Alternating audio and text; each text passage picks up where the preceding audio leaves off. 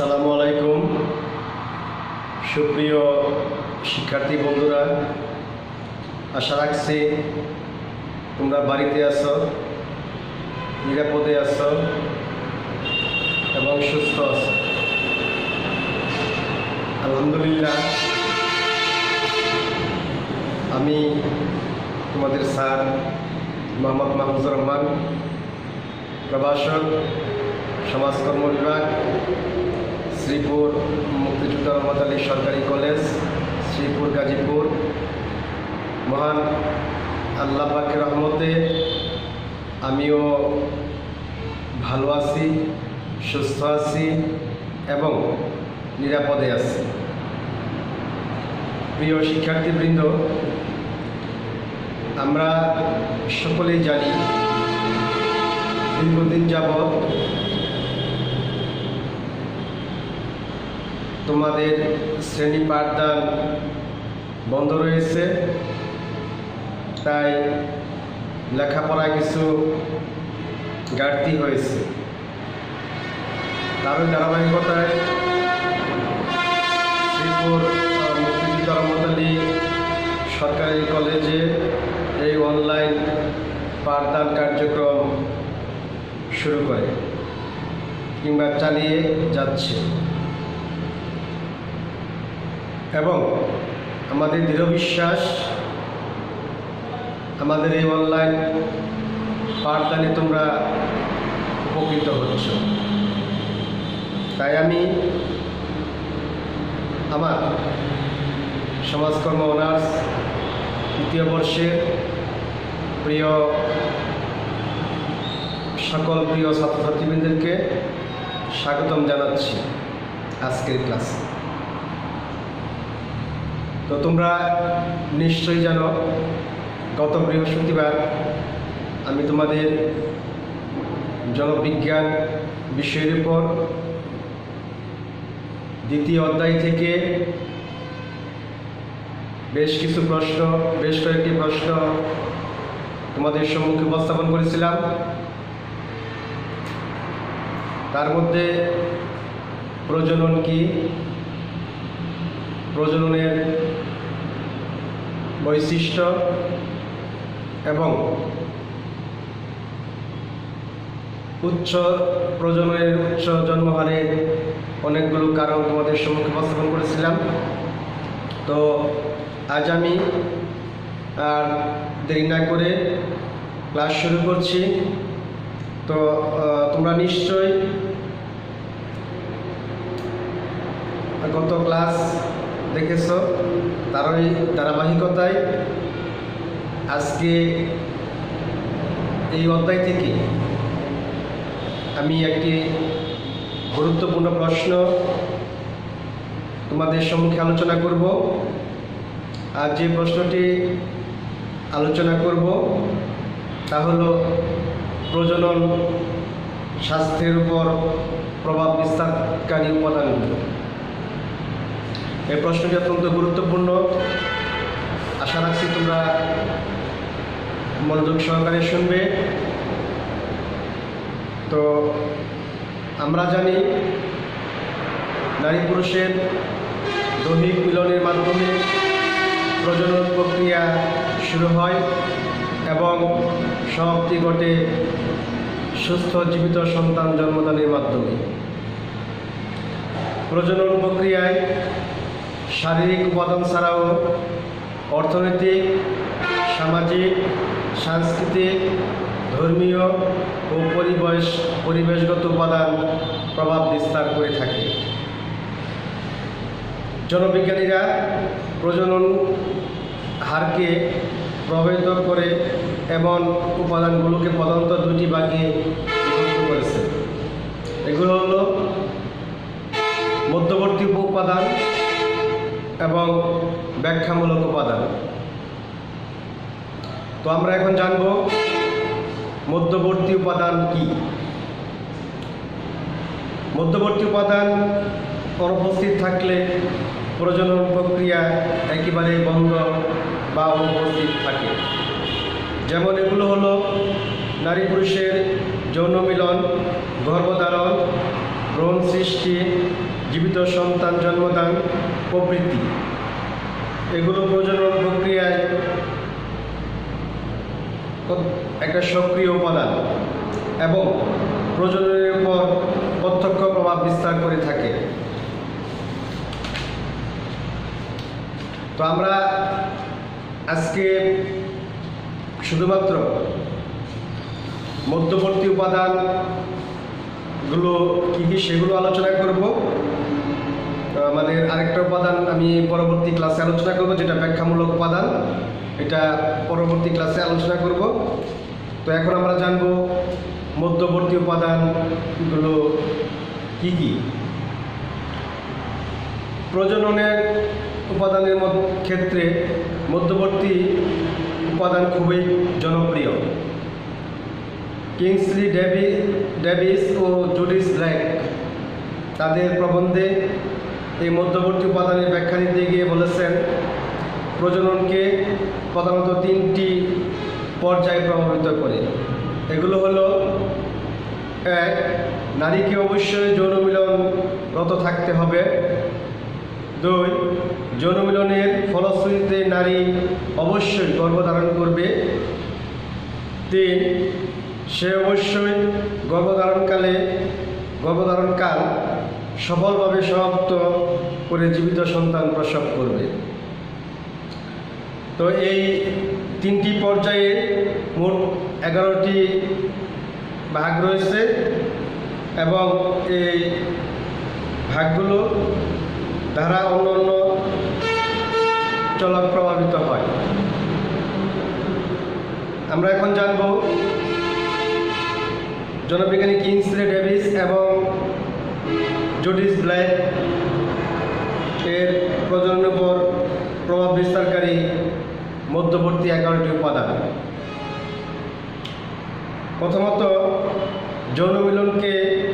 যৌন মিলন বিষয়কে প্রভাব বিস্তারকারী উপাদানসমূহ: 1. ক. প্রজননকালে মিলন ও ভাঙ্গন নিয়ন্ত্রণ করে। 1. যৌন ক্রিয়ায় মিলিত হবার বয়স। 2. স্থায়ী কুমারিত্ব। 3. যৌন মিলনের মধ্যকার সময়।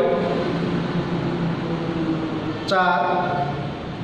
ইচ্ছাজনিত সঙ্গম বিরতি। 5. অনিচ্ছাজনিত বিরতি। 6. যৌন মিলনের গঠন সংখ্যা। 7. অনিচ্ছাকৃত কারণে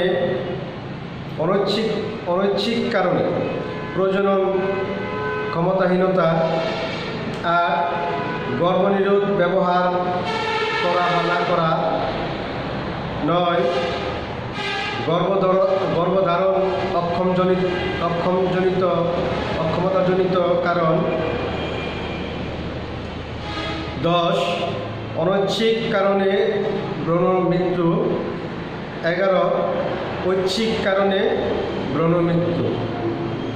অর্থাৎ উপরিক্ত 11টি প্রজননে প্রভাব বিস্তারকারী উপাদান প্রজনন প্রক্রিয়া ইতিবাচক ও নেতিবাচক উভয় ধরনের প্রভাব রাখে। আর এখন এই উপাদানগুলো আমি আলোচনা করব। আর বিশেষ করে এই উপাদানগুলো প্রজনন হ্রাস বৃদ্ধি করে থাকে। তো আমি পর্যায়ক্রমে এই উপাদানগুলো উপস্থাপন করব, আশা করি তোমরা মনোযোগ সহকারে শুনবে। তো 1. যৌন প্রক্রিয়ায় মিলিত হবার বয়স। আমরা জানি যে একটা নির্দিষ্ট বয়সে নারী এবং পুরুষের মাধ্যমে বিবাহ হয়। বিবাহের মাধ্যমে সভ্য সমাজে বৈধভাবে নারী পুরুষ যৌন ক্রিয়ায় মিলিত হয়ে থাকে। সাধারণত 15 থেকে 49 বছর বয়স সীমার মধ্যে এই সময়টাকে মহিলাদের প্রজনন ক্ষমতা থাকে। এক্ষেত্রে দেরিতে বিয়ে করলে জন্মহার হ্রাস পাবে।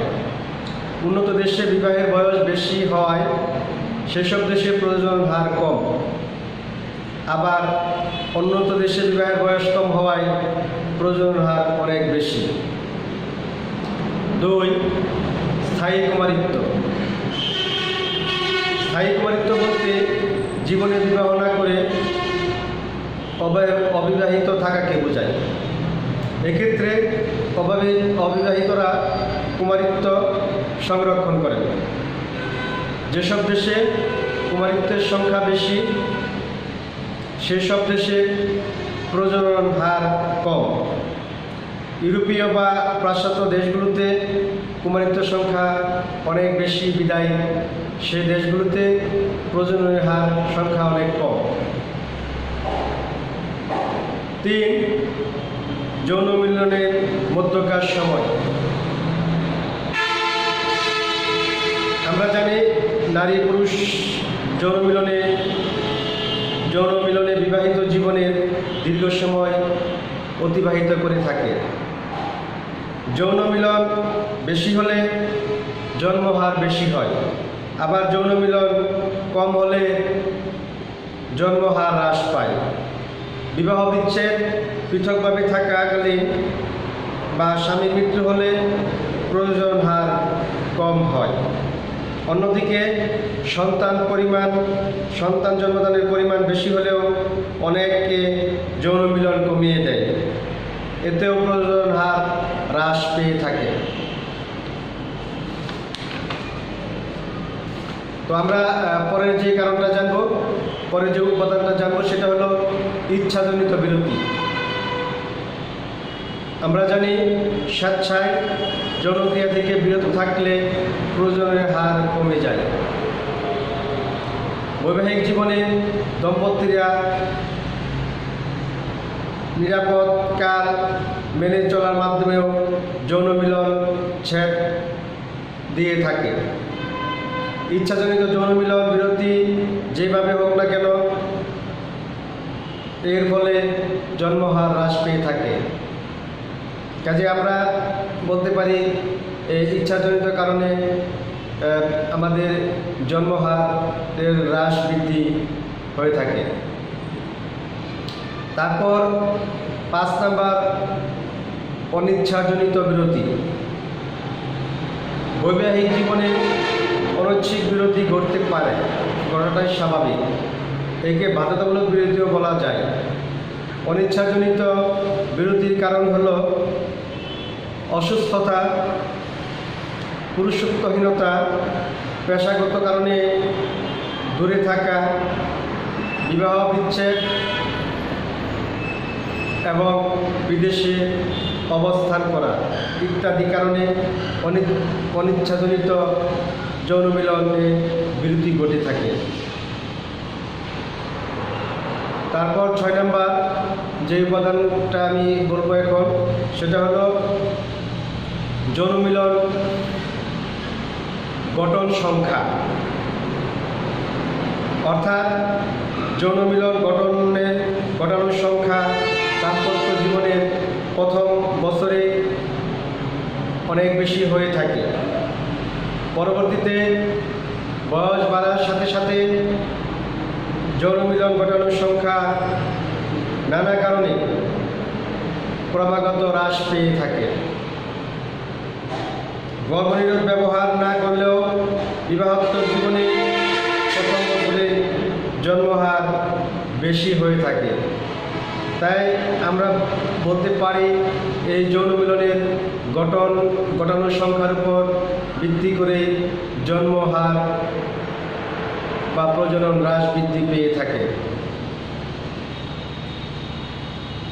তারপর আমরা যে আলোচনাটা করব সেটা হলো অনৈচ্ছিক কারণে প্রজনন ক্ষমতাহীনতা। অর্থাৎ অনেক নারী নিয়মিত যৌন মিলনে রত থাকলেও কতিপয় কারণে গর্ভধারণ করে না। একে আমরা বন্ধ্যাত্ব বলে থাকি বা বলতে পারি। যেমন গনোরিয়া, সিফিলিস রোগে আক্রান্ত হওয়া এবং অত্যধিক গরম বা অপুষ্টির শিকার হলে নারীরা প্রজনন ক্ষমতাহীন হয়ে পড়ে। এছাড়াও মাতৃদুগ্ধ দীর্ঘায়িত হলেও সাময়িক বন্ধ্যাত্ব হতে পারে, তবে এই ঘটনার সংখ্যা খুবই কম। এর ফলে জন্মহার হ্রাস পায়। সুতরাং আমরা এই উপাদানটাকে যদি দিকে তাকিয়ে বলতে পারি, অনৈচ্ছিক কারণে আমাদের দেশে বা বিশ্বের অনেক দেশে এই প্রজনন হ্রাস বৃদ্ধি পেয়ে থাকে। এরপরে যে উপাদানটা রয়েছে সেটা হলো গর্ভনিরোধ ব্যবহার করা বা না করা। গর্ভনিরোধ ব্যবহার করা বা না করা। আমরা জানি বর্তমানে জন্মহার হ্রাস করার বহুল প্রচলিত পদ্ধতি হচ্ছে গর্ভনিরোধ ব্যবহার করা।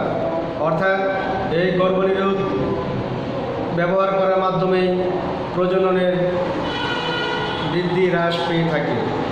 স্বামী স্ত্রী উভয়ের জন্যই এই পদ্ধতির ব্যবস্থা রয়েছে।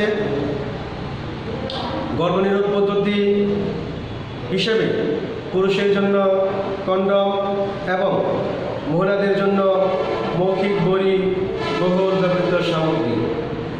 এছাড়াও স্বামী স্ত্রী ইনজেকশন ও প্রাকৃতিক পদ্ধতি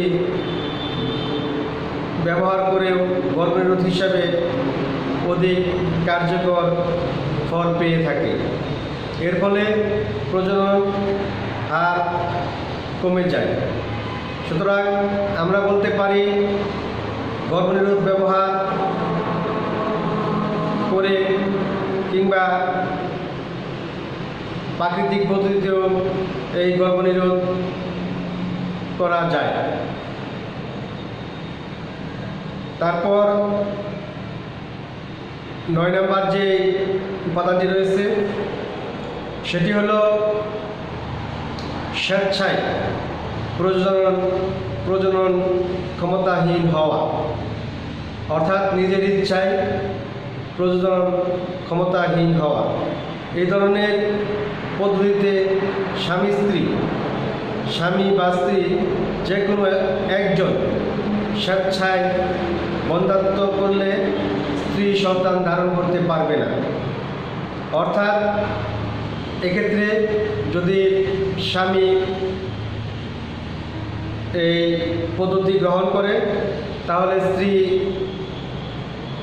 গর্ভধারণ করতে পারবে না, কিংবা স্ত্রীও যদি এই পদ্ধতি গ্রহণ করে সেক্ষেত্রে স্ত্রীও সন্তান গর্ভধারণ করতে পারবে না। ফলে স্বেচ্ছায় প্রজনন ক্ষমতাহীন হলে ব্যাপক হারে জন্মহার হ্রাস পেতে পারে। কাজে আমরা বলতে পারি এই স্বেচ্ছায় প্রজনন ক্ষমতাহীন হওয়ার মাধ্যমেও জন্মহার হ্রাস পেয়ে থাকে। তারপর অনৈচ্ছিক কারণে ভ্রূণের মৃত্যু। অর্থাৎ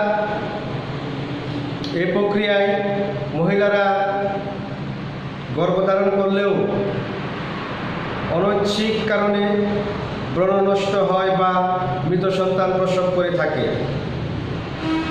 গবেষণায় দেখা গেছে যে গর্ভধারণের 14 দিনের মধ্যে এক তৃতীয়াংশের গর্ভধারণ নষ্ট হয়ে যায়। আর স্বীকৃত গর্ভধারণের প্রায় 25% স্বাভাবিক গর্ভপাতে পরিণতি লাভ করে। অর্থাৎ এই অনৈচ্ছিক ভ্রূণের মৃত্যুর কারণে আমাদের প্রজনন জন্মহার হ্রাস পেয়ে থাকে। তো সর্বশেষ যে উপাদানটি আলোচনা করব সেটি হলো ঐচ্ছিক কারণে ভ্রূণের মৃত্যু। এই ধরনের উপাদান অনুসারে মহিলারা স্বেচ্ছায় গর্ভপাত করে থাকে, অর্থাৎ নিজের ইচ্ছায়।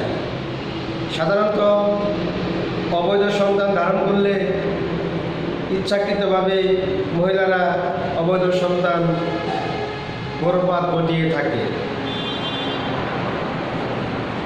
এই ধরনের গর্ভপাত বর্তমানে বহুল প্রচলিত। এর ফলে জন্মহার হ্রাস পেয়ে থাকে। কাজে আমরা বলতে পারি এই ঐচ্ছিক কারণেও আমাদের জন্মহার হ্রাস পেয়ে থাকে। এই হলো আমাদের 11টি উপাদান। তো সুতরাং আমরা এই উপাদানগুলোর আলোচনার প্রেক্ষিতে বলতে পারি প্রজননের হারের উপর প্রভাব বিস্তারকারী উপাদানগুলো নারী পুরুষের শরীরের সাথে সম্পর্কিত বিষয়। এছাড়া এসবের উপর জৈব, সামাজিক ও মনস্তাত্ত্বিকভাবে সম্পৃক্ত। এসব উপাদান প্রজননের ক্ষেত্রে প্রত্যক্ষভাবে প্রভাব বিস্তার করে থাকে।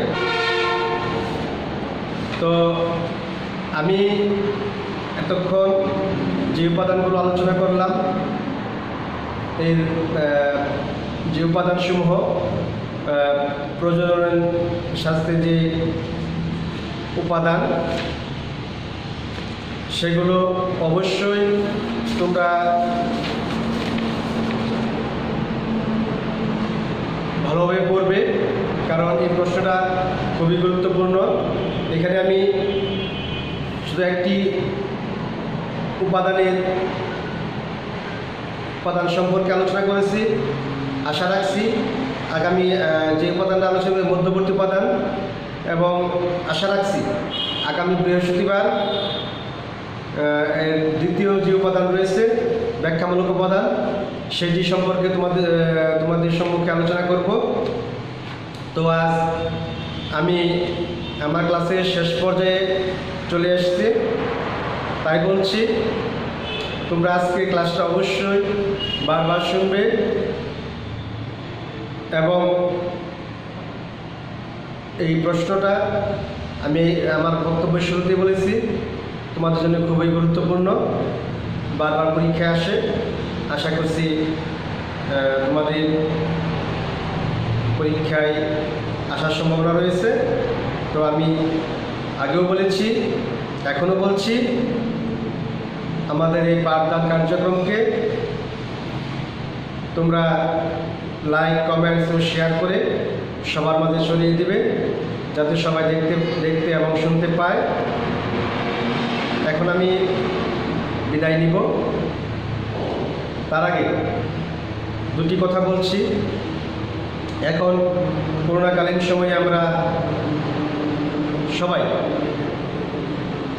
বাড়িতে থাকব, নিরাপদে থাকব এবং সামাজিক দূরত্ব বজায় রাখব।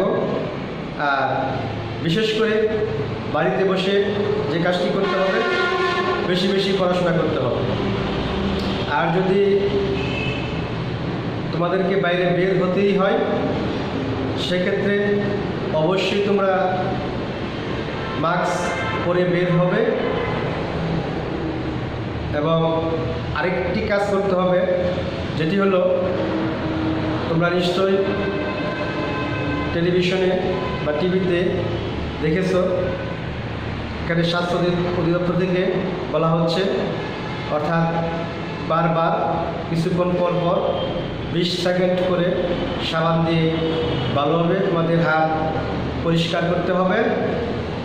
আর এই ঘরে থাকা, নিরাপদে থাকা, সামাজিক দূরত্ব বজায় রেখে চলা এবং বারবার হাত ধোয়ার মাধ্যমেই আমাদের এই করোনার অভিশাপ থেকে মহান আল্লাহ পাক নিশ্চয়ই মুক্তি দিবেন বলে আমাদের দৃঢ় বিশ্বাস। তো এই প্রত্যাশা রেখে আজকের ক্লাস আমি এখানেই শেষ করছি। আশা করি তোমরা সকলেই ভালো থাকবে। তো আল্লাহ হাফেজ, সবাই ভালো থেকো।